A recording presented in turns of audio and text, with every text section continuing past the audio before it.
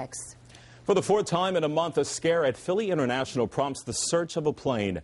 This morning, security swept the plane after a passenger arriving from Virginia reported getting threatening text messages. Police made an arrest in Norfolk.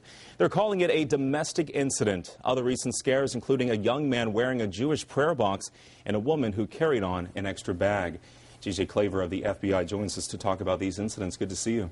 Thank you. One of those incidents that I mentioned was an elderly woman who brought an extra carry-on bag. She told the passenger next to her that I hid something on the plane. So the passenger told the flight attendant. Thus, the search began. Are we being vigilant here or overly cautious? Well, obviously, vigilance is important, and that's what we want. We feel in some of these instances we've seen here in Philly, the people who are reacting to these incidents are reacting properly. They are letting the authorities know that something is out of place, that something is not right. What we're trying to get across to people is that perhaps things that you say at home or at your workplace or to your friends may not be appropriate to say on an airplane. Well, on that note, what can we not say? What can we say? What can we not say? Well, obviously, we have to be cognizant of the fact that everybody is alert to things that are out of place on an airplane. We saw here in December, there's someone charged with trying to blow up an airplane that was landing in Detroit. So these threats can be real. We obviously are going to react to every piece of information we get if it involves the potential security of an airplane. But we don't want people to create those situations unnecessarily.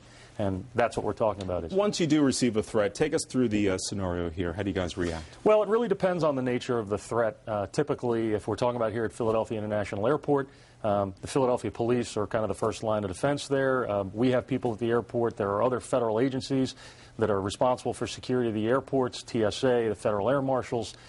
We work very closely with all of these agencies through our Joint Terrorism Task Force and other task forces we have. But typically, if there is a threat that relates to a plane or a passenger on a plane, obviously that threat is going to be resolved. People may be removed from the plane, luggage may be removed from the plane. There will be a search made to determine if, in fact, there is contraband or something that's not supposed to be there. Once everybody is cleared and everybody's been interviewed, the flight can proceed. But obviously, we're talking about long delays to do that on a large airplane. So we don't want to create situations where they don't exist, but at the same time, we want people to remain vigilant, and we want people to report to proper authorities, be that a flight crew or law enforcement, if something is out of place. Those threats can be real. In the final 15, 20 seconds here, are planes any safer today than, say, a year ago?